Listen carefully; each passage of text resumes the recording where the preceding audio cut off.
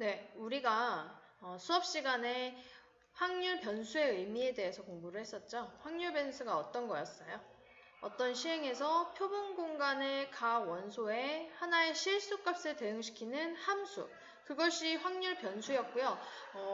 확률 변수의 정확한 의미는 함수지만 우리가 이제 문제를 해결하거나 할 때에는 주로 이제 이 확률 변수를 대응된 실수값들의 모임으로 본다라고 얘기를 했죠. 그래서 우리가 이것을 확률 변수라고 했었고요. 자, 이 확률 변수 중에서 특별히 이 확률 변수 x가 가지는 실수값, 그 값이 유한계 또는 자연수처럼 셀 수 있을 때에는 우리가 특별히 이산 확률 변수라고 부릅니다. 이산 확률 변수. 네, 그래서 확률 변수의 의미, 이산 확률 변수에 대해서 알아봤고요. 그 밑으로 내려가서 이번에는 뭘 해보려고 하냐면 한 개의 동전을 2번 던지는 시행에서 앞면이 나오는 횟수를 우리가 확률 변수로 정해서 아까 써봤잖아요. 그쵸? 그 x의 값이 아까 뭐가 나왔었냐면 앞면이 하나도 안 나오는 거 0, 그쵸? 그리고 앞면이 한 개만 나온 경우 1, 그리고 앞면이 2개 나오는 경우 해서 0, 1, 2 이렇게 해서 확률 변수 x를 잡을 수가 있었죠.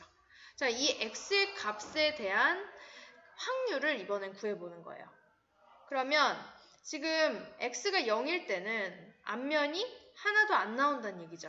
앞면이 하나도 안 나와야 되니까 뒤 이렇게 나와야 돼요. 그쵸? 그럴 때 확률이 어떻게 돼요?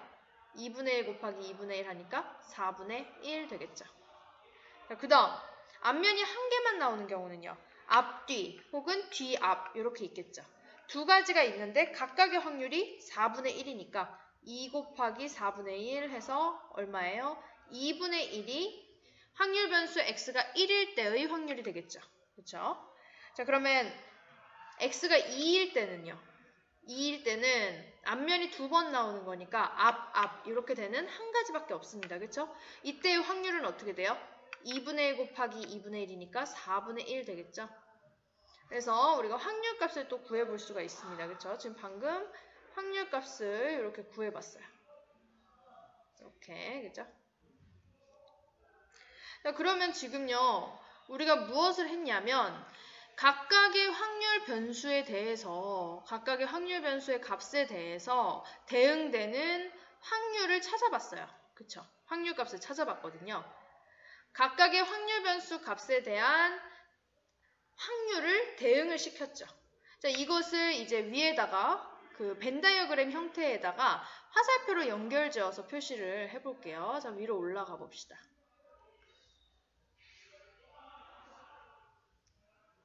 네, 자, 여기 보시면 가장 오른쪽에 타원 모양 있죠? 네, 요거.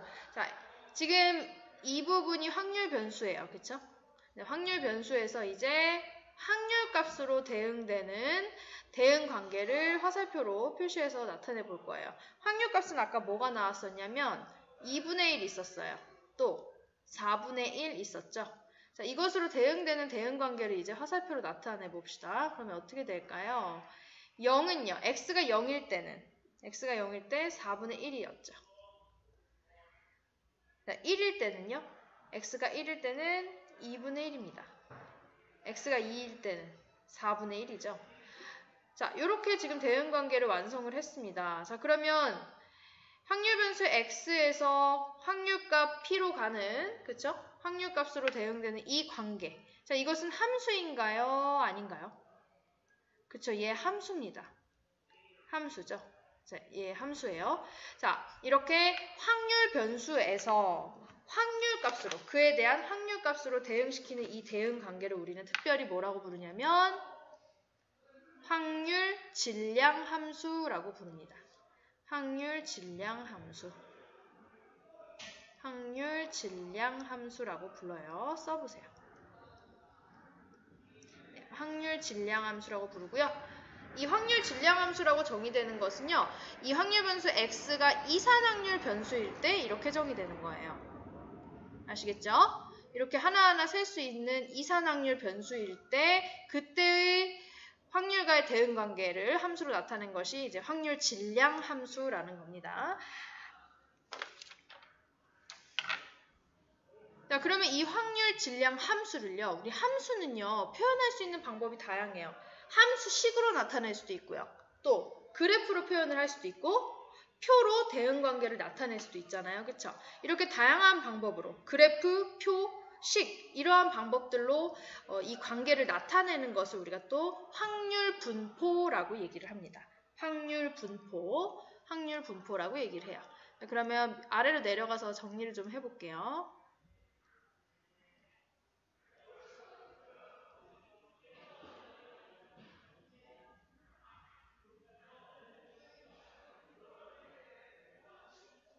네. 자, 그러면 지금 정리를 해볼 건데요. 이산확률 변수 x가 가지는 값이 x1부터 xn까지고요. 이것이 갖는 그 확률 있죠. 각각의 확률을 pi라고 정했어요. i가 1부터 n까지이고 그러니까 p1부터 pn까지인 거죠. 이렇게 확률이 정해졌을 때 x의 값과 이 확률값 사이의 대응 관계를 우리는 뭐라고 나타낸다? 이산확률 변수의 경우를 지금 예로 드는 거죠. 그렇죠? 이산확률 변수의 경우에는 확률 질량 함수라고 한다라고 하는 겁니다. 그죠?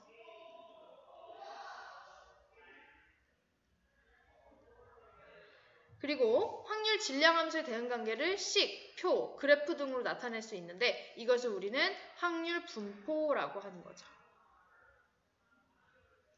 네, 확률 분포라고 할 수 있다라는 겁니다. 그래서 지금은 우리가 이산확률 변수일 때 이것과 확률과의 대응 관계를 나타내는 함수가 확률 질량 함수라는 것 배운 거고요. 그 확률 질량 함수를 식이나 표나 그래프로 나타내는 그러한 것들을 확률 분포라고 한다라는 거예요. 그렇죠? 네, 그러면 이 확률 분포는 그래프로 나타낼 수도 있고 표로도 나타낼 수도 있고 하잖아요. 자, 그것을 이제 위에다가 한번 연습을 해보려고 해요. 또 위로 올라가셔가지고 거기 손으로 된 화살표 있는데 있죠? 여기 동전 아까 던지는 시행에서 우리가 확률 변수랑 확률의 대응 관계를 우리가 한번 써봤잖아요. 그렇죠? 아까 이렇게 돼 있었어요. 그렇죠?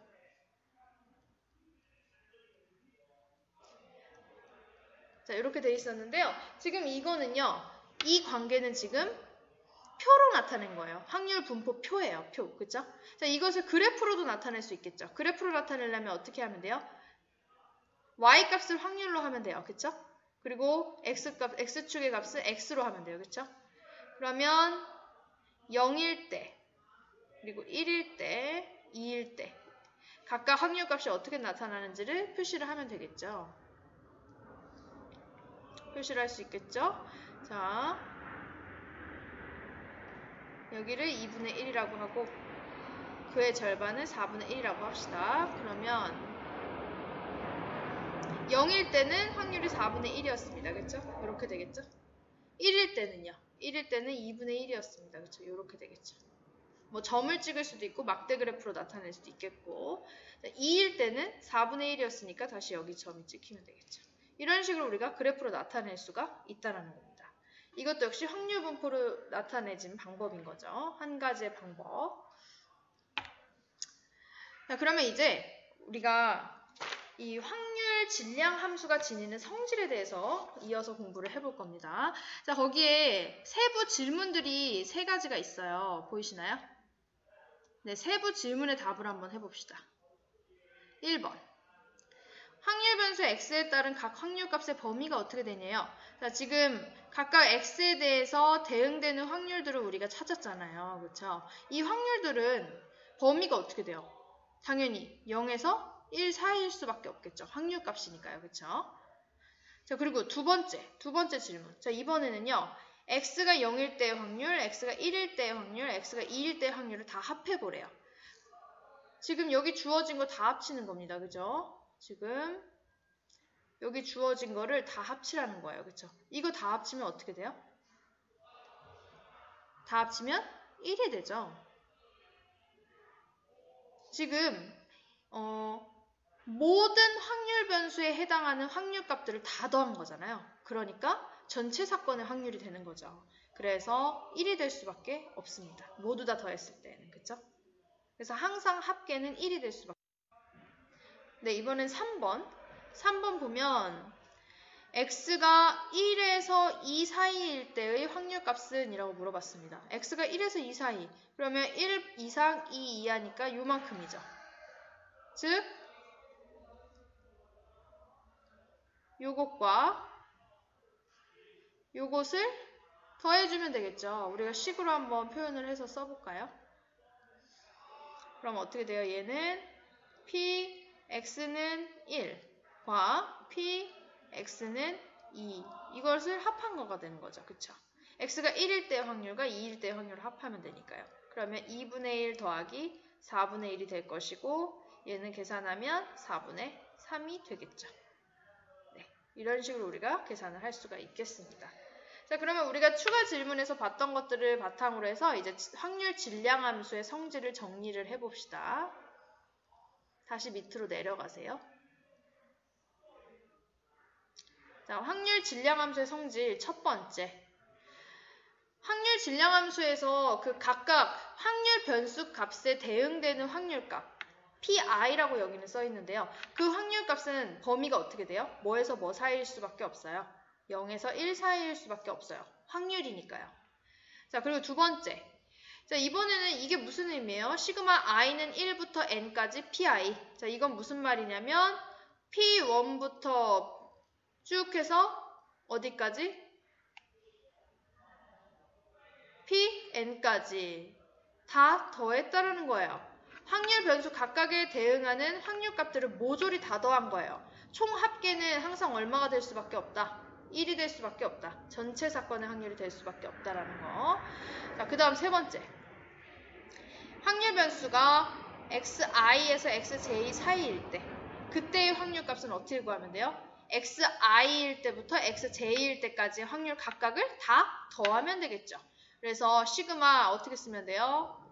시그마 pk. 자, k는 어디에서 어디까지? i에서부터 j까지가 되겠죠. 그죠? 이게 결국 pi부터 pj까지 다 더하라는 소리잖아요. 그쵸? 그래서 이런 식으로 우리가 구해낼 수 있겠다는 겁니다. 네, 그러면 아래 문제에 있습니다. 연습을 한번 해보도록 하세요.